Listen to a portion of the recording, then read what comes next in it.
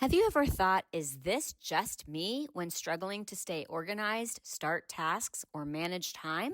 For those of us over 50, these challenges might not be just aging.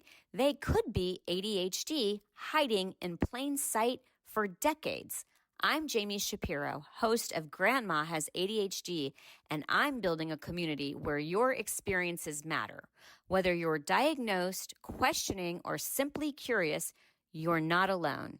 Our Facebook group is filled with vibrant, understanding people over 50 who share their stories, strategies, and yes, even their struggles, with plenty of laughter along the way.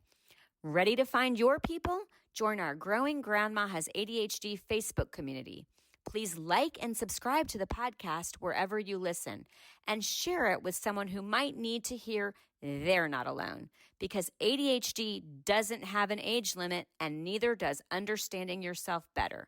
Together, we're changing the conversation about ADHD after 50. Come be part of the story.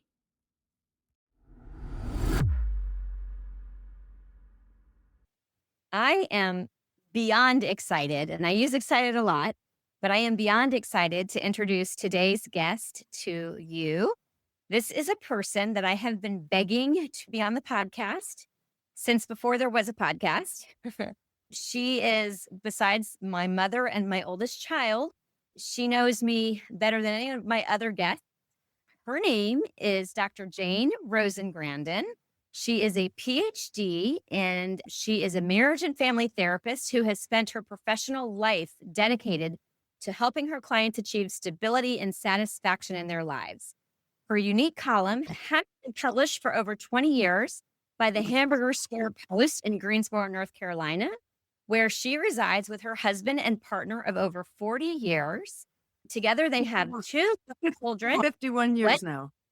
Of 51. course, well, I should know this because I'm getting to the line. So they have two grandchildren, and they live in what I affectionately have called, since I can remember, the zoo, because there have always been a lot of animals. Jane is my cousin, actually. I was the flower girl at her wedding.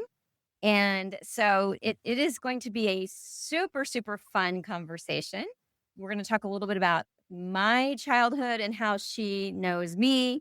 I'm going to talk about what I remember about her. And then we're going to talk about ADHD in our family. Oh, so much to cover. Like I said, beyond excited to welcome Jane. And I will also say this, that I am divorced, but before I got divorced, I would call Jane on a regular basis to get marital advice. And because she has an amazing marriage, I just adore her and Gary. I think it was because they had the best flower girl ever, and that was why they had such marriage success. But she's also, that was me. The book that she has written, Keeping Love Alive, has been printed 11 times. So it's 11th printing, not that it's only 11 copies. I have read it. I remember actually one thing that I learned from you, or I read it, was like how important it was to connect every single day, and that you, Gary, would get in the hot tub. And at the end of the day, you would talk about your day, and that was like your time away from everybody else. Right? That is still true. Yeah. So anyway, thank you. So I have been really literally asking Jane, please be on my podcast. She is a grandma with ADHD. So she definitely fits the narrative. But again, I have a personal connection to Jane and really always respected her. She was my unofficial godmother. My mom and dad could not get it together to agree, but I was always told by my mother, Jane, that it was supposed to be. But you are actually my youngest child's godmother too. So anyway, Yes. that's a whole other conversation. So welcome to the podcast. Thank you so much, Jami. I appreciate it. So we talked before the episode that you are not an ADHD specialist. That's not how you practice. But I do want to learn a little bit about your ADHD personal story and how you discovered that you had ADHD, if we can go there first. That's what I do with all my guests. Absolutely. And I'm learning more about this and reflecting more, sort of, whether it's daily, weekly, or monthly, it's different ideas sort of pop into my mind, and I kind of reflect back. I'm at that age now. I reflect back and I see different patterns. And I think I mentioned to you, I remember very clearly in fourth grade, my mother being called in because the teacher had kind of had enough of, she would pass out the papers, give all the instructions, and I'd raise my hand and say, "What are we doing?" And as I look back, certainly a big indicator, and nothing, of course, was recognized except that it was bad behavior. But then when I was in seventh grade, we had an intern. I thought it was an intern. And this woman, I know she would come in and out of the classroom. And one day she said, "Would you come out in the hall and talk to me?" And I said, "Gosh, I'm not the dumbest. I'm not the smartest. I don't know why you'd want to talk to me." And she said, "Well, because you're the kid who every time the clock ticks, you look at it. And every time someone walks down the hallway, you're following it, you're tracking it. And every time a bird flies by the window, man, you got it." So I realized that more and more, that is truly me. Unfortunately, it was not acknowledged, although I was told that she had relayed this information to my parents, but nothing was ever said. It just wasn't even given the title of ADHD at that time. It was Right. just sort of acknowledging that I was a kid who did something different. Easily distracted. That is the unfortunate thing. In fact, when Will, my oldest, came to me and said, "I have ADHD," I said, "No, you don't. You've been reading since you were 3," because I couldn't sit still to read. So in my mind, it was the hyperactive little boy. That was ADHD. And everybody thought that hyperactive little boy would outgrow it. And here we are. Not the case. We just don't seem to outgrow the We, ADHD kind of stuff. we don't. So when did you get diagnosed, Jane? In my 30s, I had already finished a master's degree. Another thing that popped into my head was just the recognition that growing up, I thought everybody had to read a paragraph 6 times to know what it was in it, you know? But I'd start Mm. reading it one sentence, I'd kind of get distracted and my thoughts would go somewhere else. I'm at the end of the paragraph. I have no idea what I just read. And so I was one of these people that just had to read and read and read and read to get through the material. And it's still true. And yet you have a PhD. So there we are. So we're going to interweave. This is also going to be cousin, part therapist, part grandma with ADHD. When did you realize that I had ADHD? Because I've only Uh, known for 10 years. Maybe yesterday. Really? Maybe started. I never really recognized it in you, to be honest. Yeah. Wow. Well, you also have your own children and your own work. But like from what I understand, I'm actually combined type. So I'm hyperactive and inattentive. And I think looking back, it was like so obvious. But anyway. I So, tell you, a wonderfully engaging child. well, that's true. That runs in our family, right? So, one of the conversations that we were having was when I had suggested to you that I thought that it was my grandfather that had ADHD and we're related. So, my grandmother, Miriam, was Jane's mother's sister, Aunt Viv. So, we're related maternally. And I had suggested to Jane that I thought that it was my grandfather who had ADHD. And the reason that I had suggested that is my grandfather, although he had gone to school for accounting, he could never take the CPA exam. And I can actually remember your father commenting on that. And looking back at the pieces, I think it was just he didn't have the ability to focus and take the test. I think that's one of the reasons. And then you were the first person to suggest to me that you thought that my grandmother, who, by the way, was my favorite person in the entire world, that she may have had ADHD. And so I said to Jane, I think I'm going to have to title this episode, "Did My Grandma have ADHD?" So, Jane, what makes you say that my grandmother would have, you think, looking back, had ADHD? Well, first, I want to just say that I was very close with my Aunt Miriam, your grandmother. And I was privileged, I felt, that she trusted me and she confided in me, even when I was a teenager. And I always had a deal of respect for her. I always thought she was extremely bright. And well, I guess she did work for a while and several years she did work. But she was one who struggled with self esteem and struggled with smoking cigarettes, had a very hard time giving up cigarettes and Mhm. smoked for years. Ironically, I would share with you that over my shoulder right here, this is a painting, this is a drawing she did. Oh, And okay. I can't really see it, but okay. it's flowers, beautiful flowers. And Love drawing. she did that, I'm sure, in the last decade of her life. By the way, I'm sorry? can you hear Benji barking at me? Yes, I do. We're going to have to take a pause. I'm so sorry. He hasn't walked But when I leave him out of the room for the podcast, then he scratches at the door and I am still recording in my home. Yes, Benji, we hear you. The world hears you, Benji. So we're going to take a pause so that I can let Benji go outside where I won't have to hear him. And then we will come back to cousin Dr. Grandma Jane. I like that.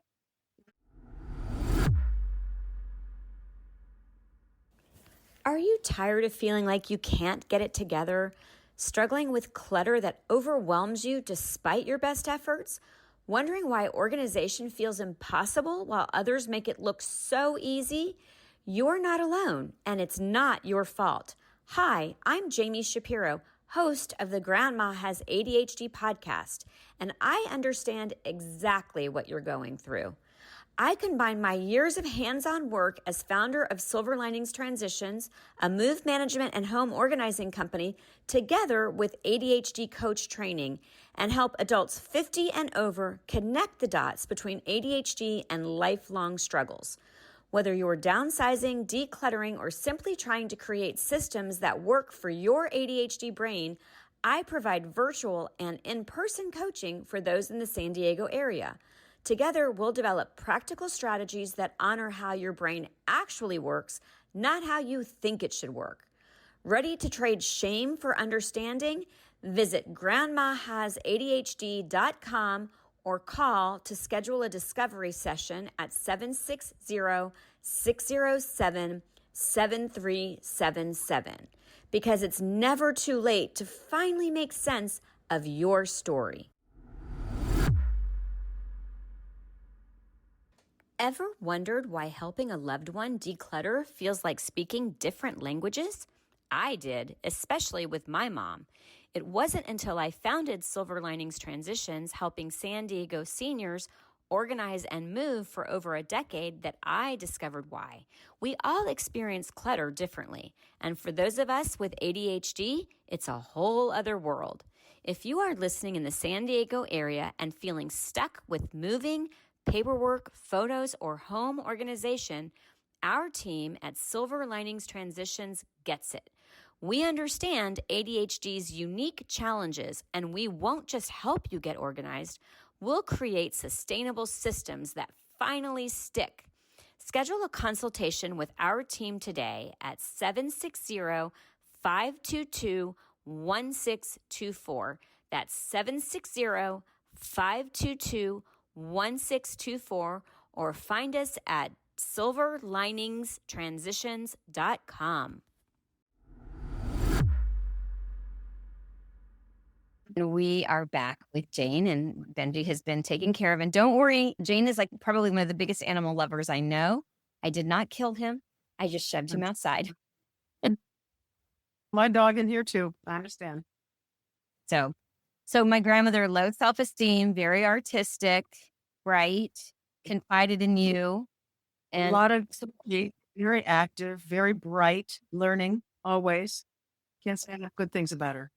I feel the same way, and I don't want to make this a tribute to my grandmother, but she was extraordinary. She really was my favorite person. And also, she was so young in her thinking and so hip. She was just always really, I think, ahead of her time that way. And any other things that make you think now that she had ADHD? Just because some of the people that are listening to this podcast are people who are older and realizing, looking back on their lives, oh my gosh, this whole time I've had ADHD. So when they hear themselves and other people's stories, I think that helps them to connect with, oh yeah, that was me. I think as I look back, I remember your grandmother doing a lot of hand wringing, as did her mother, as does my mother, as does me. So that would be more Sure. the case. She was active, and she was always in life. She was very active in life. Your theory on the smoking, that is actually one of the things that I have learned, is that a lot of that generation, they did smoke, and nicotine was calming. And so it's very possible, because I only knew my grandmother as a smoker, that I didn't get to see those things. And again, I was a child, but I want to go back, because I would hate to have you on this podcast and not address something that's really, really significant And that is successful marriages with people with ADHD. And I know that people with ADHD tend to have a much higher divorce rate. And since not ADHD is your area of specialty, but marriage and family, I would love to kind of talk to you about your thoughts and just kind of share with you sort of what I've come with as as I'm actually a divorce coach as well. Okay. So what do you think, Jane? Well, I think that it's very important that spouses and family members know each other. And when I say know each other, that they understand how they think so that when things go awry, we can read each other.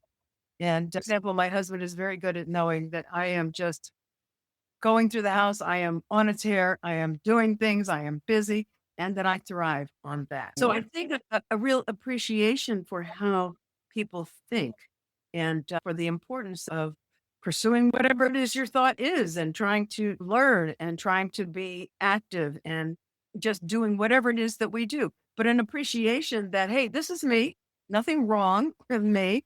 I am accomplishing what I need to do, and I have my own agenda at times, but appreciating that as you are together for many years, you sort of have an appreciation for how the other person thinks and what they Mhm. need in order to remain organized. Yeah, I definitely think having a partner who is balanced.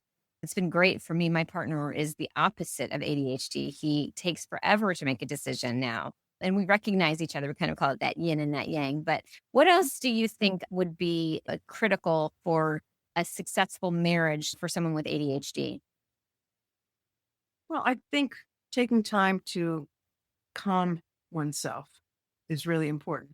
I think most important is taking that time every day to kind of debrief, to talk about the day, to kind of sort things out, to get each other's thoughts, to share Mhm. your own thoughts, just to kind of do a little dump of all these things that have happened.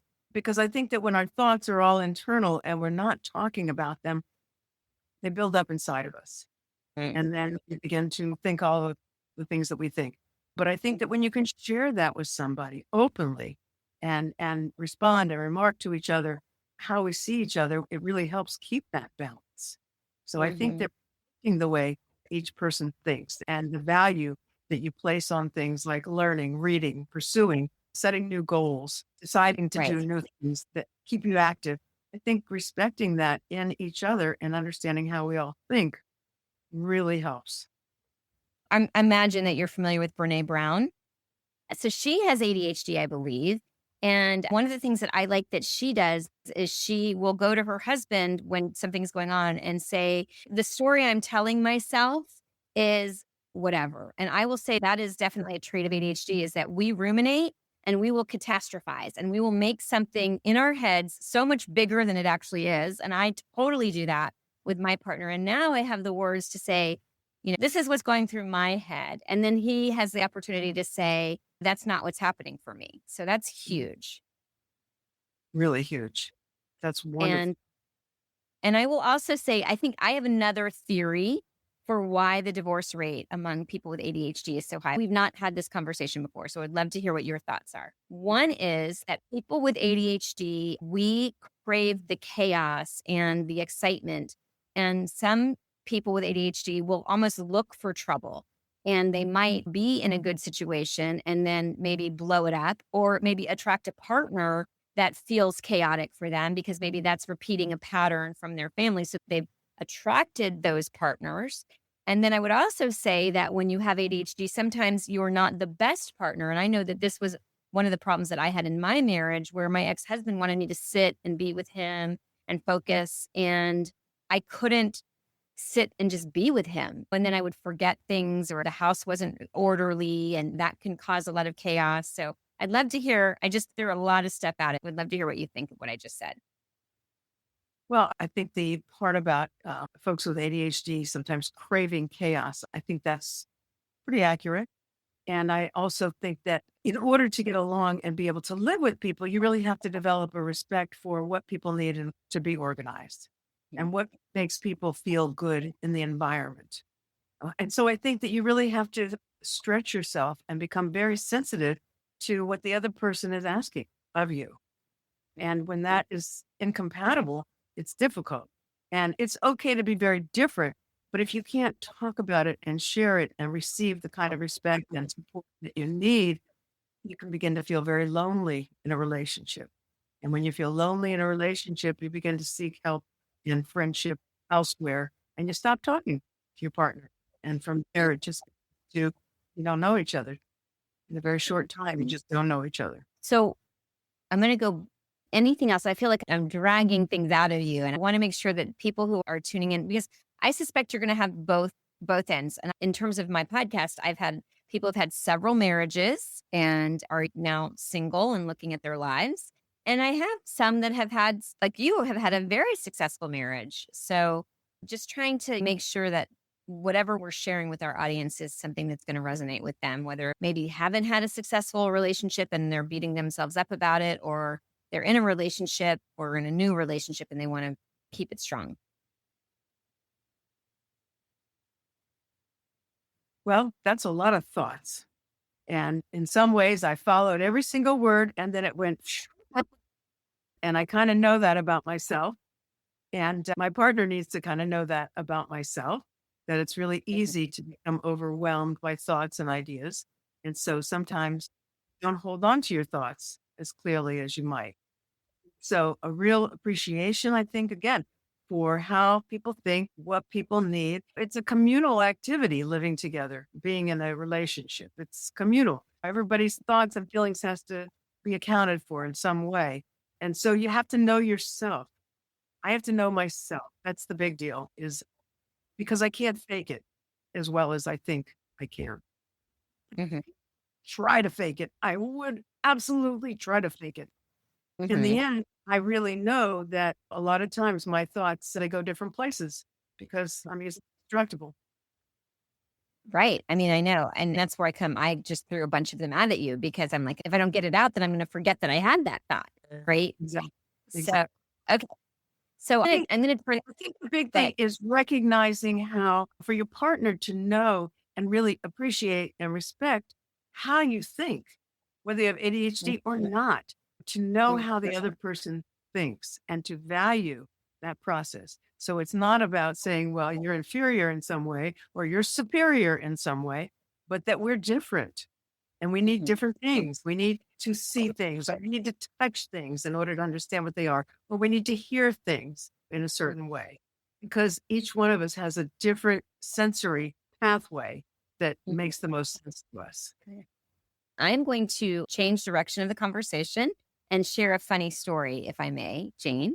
So one of the things that I do in my work before I started the Grandma Has ADHD podcast is I became a senior move manager where I go into people's homes and my company goes in and we help them make the decisions about what they're going to keep when they're downsizing or right sizing to a smaller place, to a senior community, to move to be near their children, whatever their reason is, or maybe just to go from a 2-story home to a 1-story home. And there are a lot of decisions that get made. And I will say for people with ADHD, it's going to be even harder, but it's hard for anybody who is going through a lifetime of belongings and having to make decisions. And I will also say, Jane, you touched on something, and I don't know if you've heard the term gerotranscendence before. Do you know this one? Mm-mm. Okay, then I'm going to be so excited to share this with you. So Eric Erickson, when he and his wife got into their 80s and he had developed the 8 stages of life, Right. he and his wife started to talk to their friends about where they were at that point. And they realized that they were reflecting a lot and they were sort of coming to a peace about the lives that they had lived in their relationships and coming to peace with the idea that they were going to die and really just sort of wrapping things up. And I think so much understanding ADHD and with that lens, when we're going back, is going to be so valuable to people later in life who discover that they have ADHD. I'm going somewhere with this. Okay. So one of the things that I do is I do a presentation called Do You Own Your Stuff or Does Your Stuff Own You? And I'm in San Diego, so I will normally ask the audience, the first thing I say is if I told you that you were going to leave San Diego next week and only take the things that you wanted and you were going to leave everything else behind, I said, I want you to raise your hand really high if your family would want your stuff. So please raise your hand. And then everybody looks around the room because nobody's hand is up and everybody is laughing. So then I give them some tips on what they can do to get the yes. One of those tips, Jane, is you are the brunt of the punchline. Okay. So I believe it was my 50th birthday. Jane sends me this. For those of you who can't see it, it's a purple and white poncho from the 1960s. Jane sends me a card of her wearing it, holding me as like a 1-year-old, and says, "Your grandmother made this for me, and now I want you to have it." So what I say to my audience is, if you give something as a gift, it's not like somebody can say, "I don't want it. Here's the gift back." I thought that was brilliant. And so now people laugh, and then they ask me if I wear the poncho, and I did wear it for a 60s theme party. And then I sent you a picture. Look, I actually wore the poncho, but I love that. I don't know if you intended it to be that way. I mean, because it's hideous. And I love my grandmother, but that is ugly. It was the most beautiful thing I ever received. Well, again, in the 60s, when people were wearing it, right? Maybe so. But in 2020, when you sent it to me, not so much. But it is an excellent question. The mothballs did not quite get to it, but yes. Yeah. It was very well preserved. Another one of my grandmother's many hobbies and habits. So tell me some of the things that you learned about ADHD that sort of changed the way that you look at yourself now. I know you're not an ADHD expert. That's not your area, but you are a person living with ADHD and you are a grandma. So there's that. Well, I've done a lot of attempting to downsize myself. Attempting. We're still in the processing of it. And I find it very difficult because every object, every piece of paper has a memory. And so when I sit down to go through these things, I am flooded by memory after memory, and it becomes very difficult. But I think your question is a good one about what would you really take, what would you really of value, I think is extremely important. You've touched on in your other podcast, how do you decide what's really of value to you, important to you want to give your kid? And I guess because I sort of consider myself like a historian and I saved almost everything, now I have to go through and kind of get rid of stuff, which kind of is very difficult for me. But I've been informed by my son that when I'm gone, he'll just torch it all. I kind of have to pull a few things that I value and maybe with a little story about why I value them, because otherwise people are going to get purple ponchos, right? And they're going to go, "What is this?" And I remember when I gave it and you said, "What is?" I was so crushed. I thought, "Oh, she's going to see it and remember how great it was when I received it." But I guess that's different people. Right. I am also a little, and then one of the things that people don't like about people with ADHD is we don't have a filter. And so typically it comes in my mind and it goes out my mouth and there is no pause. So that's definitely one of the things that in my ADHD coach training, I have been learning about the pause. It's been really significant. But would you like me to give you some coaching and some advice around the downsizing, right sizing process? I'd love it. Okay. Well, first, I'm going to tell you what I would tell my clients, and that is that it took you 60, 70 years to accumulate your belongings. So don't expect that you're going to be able to make those decisions in a week. It's not going to happen. So the first thing that I'm going to say is break it down into bite-sized, manageable pieces. So just 10 minutes a day. 10 minutes a day, set your timer and give yourself rewards, build in rewards, whether you're listening to a great podcast like Grandma Has ADHD or a comfort television show that you like, you don't have to really pay attention to it, but it's just on for comfort, or just great music that you like. 10 minutes a day, and the momentum will help.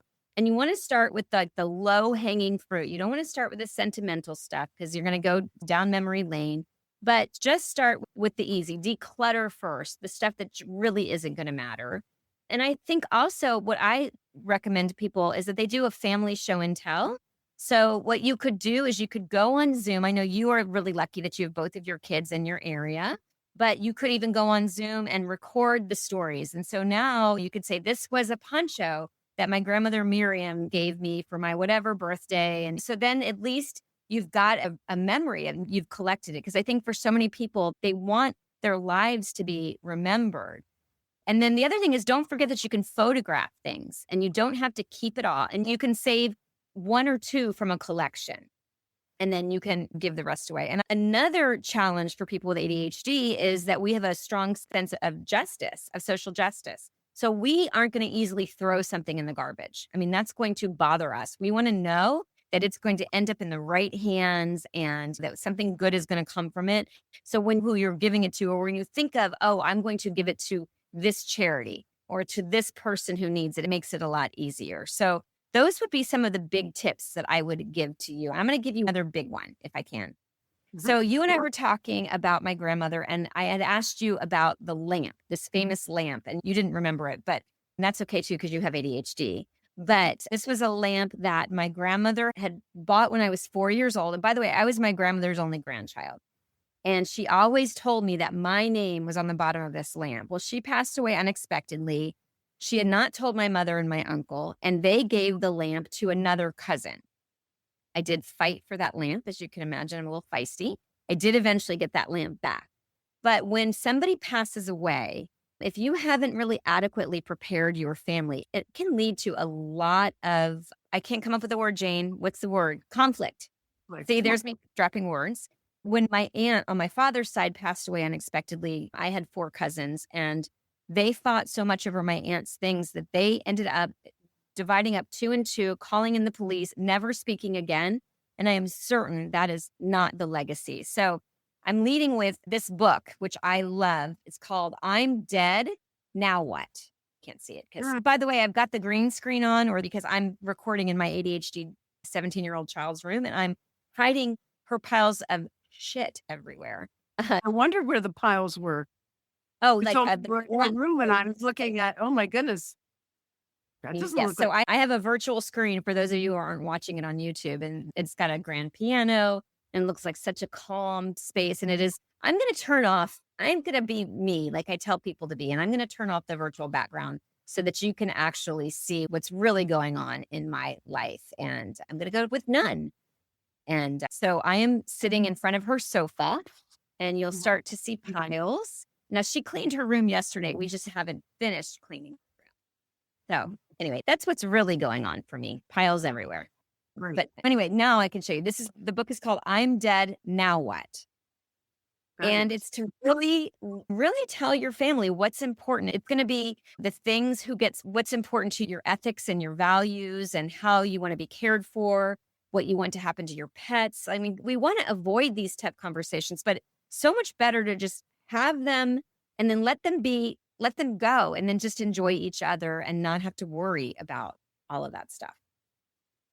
Well, one of the things that I heard from your other podcast was that, and I have many, was that you also kind of need to look at the will so that kids are not totally shocked and surprised, which I will tell you, even as recent as this morning, I was discussing that idea with someone who was actually facing cancer and mortality.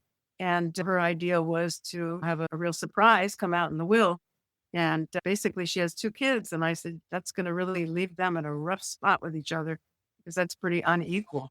So, And yes, my best friend from high school, her father has already said, you and your sister are not getting the same thing.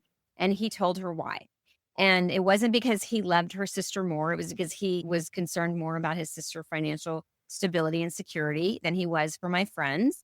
And so to your point, like that leaves them to have that good relationship. I'll give you another great one. And I'm going to give credit to the person that it's due. And it was Margaret Novak wrote a book called Squint.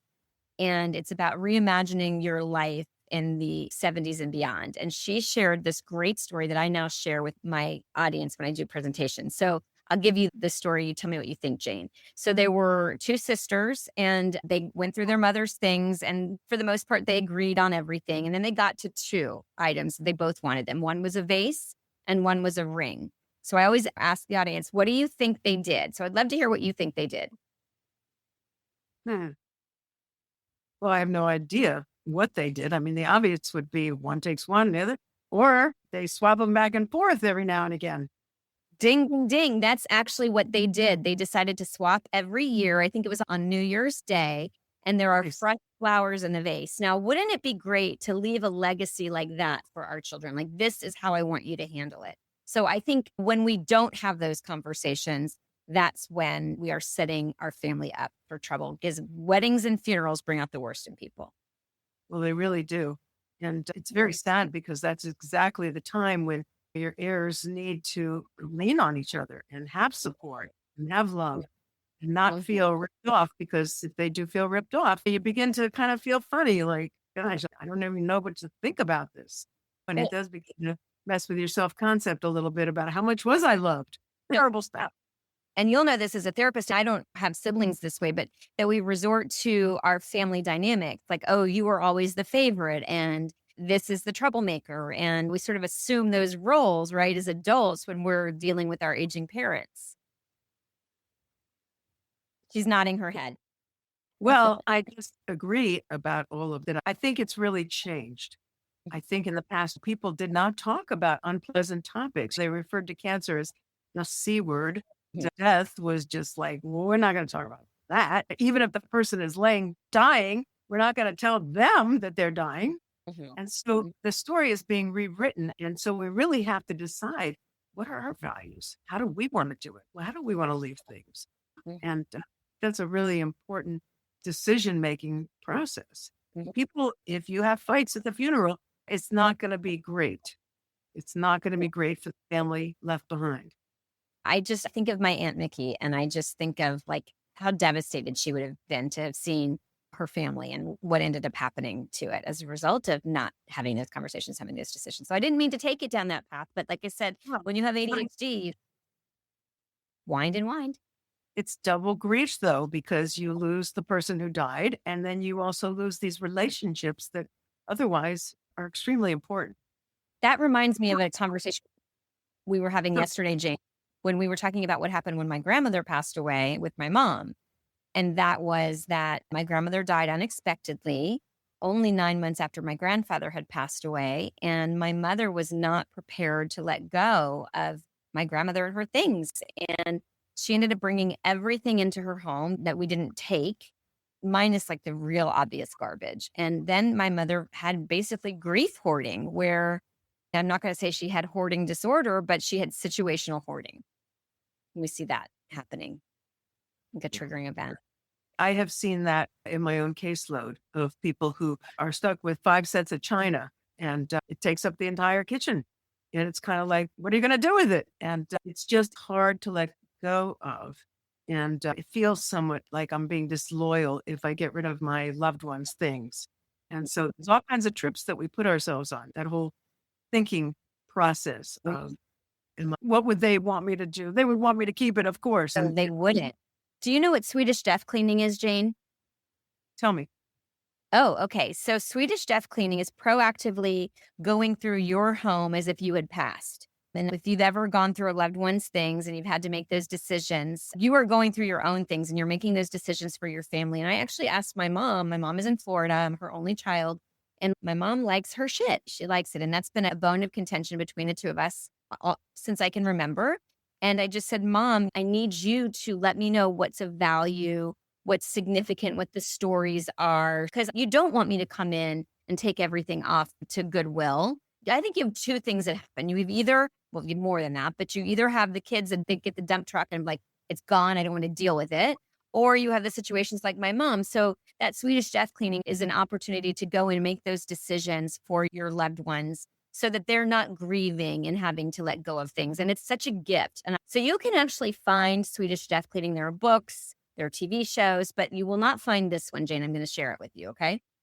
Mm-hmm. So do you think that if you put a box together of things that meant a lot to you, maybe letters or whatever, that you really didn't want anyone to open, but you aren't ready to discard them, that if you put do not disturb on the box, do you think you might have a family member who would open that box? Yes. Okay, please. I know I would. So you've at least got this. So you wrap a bottle of tequila in the box with a note that says, I did ask you not to open it, but I hope you'll have some fun. Love it. Love that idea. Love that idea. Yeah. Yes. No, I think that's great. I would say the benefit that I have of being in the situation that I'm in, where I have seen people have to make the decisions about what they're going to keep and not keep. And it's agonizing. I don't even bring it in anymore, Jane. Like I go on a vacation and I don't even bring a souvenir because I don't want to have to say goodbye to it one day. and then just take a picture. No, I think that's very correct. And I think that one of the things that unfortunately having a mass of new material stuff all of a sudden in your life is that whatever organization you've been able to establish for yourself kind of goes out the window because you had a little organization, but now you have another truckload of stuff on top of it and it's strangling. Mm-hmm. I'll So give you you have- a little more advice in the process. So it's easier to focus on what you want to keep than to worry about what you're going to do with what you don't keep. So one of the things that we do, like for instance, we'll clear off a dining room table and we'll say, okay, well, again, we're talking about people who are going to a smaller space and they can't take it out. Let's put the things that, you love on the dining room table. And then that you can be a lot more deliberate about it. So Great idea. focusing on that is another easy way to go. But I always say you want to start with the low hanging fruit, clothing, books, things that you're not going to have as much attachment to, unless books are your thing. And then that's a whole conversation. But, go. And then if you've got shoes that are collecting dust, maybe you're not really wearing them. And being realistic, what am I really doing? How am I really living? Am I really ever going to do this again? And I think part of it is also just grieving who we may never be again or what we'd hoped for ourselves. I mean, I hold up a pair of size 2 jeans jokingly and say, 7 years ago, these jeans fit me. Do you think they feel good? It makes me feel good when I see these jeans hanging in my closet because I'll never fit into that again. Good point. Good point. You No, need to come here with your presentations, Jane. Just hop on a plane and come to San Diego. Absolutely. I would love to. Well, I think that organization is really top priority in terms of having ADHD. I do know where my purse is at all times because there's one chair where it lives in the Nice. house. Otherwise, Mhm. I'd spend 30 minutes trying to get out of the house, which I know what that feels like. And that's not a Mhm. pleasant experience. So I think that a lot of it is understanding how we think and what we need individually to be able to cope with the stuff and to Mhm. know where our things are, what we can do to facilitate ourselves, whether that's breaking things down or looking for the low hanging fruit or whatever it is that we use to do some sort of organizational process within ourselves. But I think that's really important. Any other parting words that you want to leave our listeners with before we say goodbye on this podcast? Because it's not goodbye for us. It's just goodbye for this podcast. Right. I think that one of the things that stands out to me is this whole idea about inheriting these traits and inheriting ADHD and or ADD. And very often, like myself, the first time I really understood ADHD was in the context of my son being diagnosed ADHD, but then being faced with the issue of, okay, which one of us has it? Mm.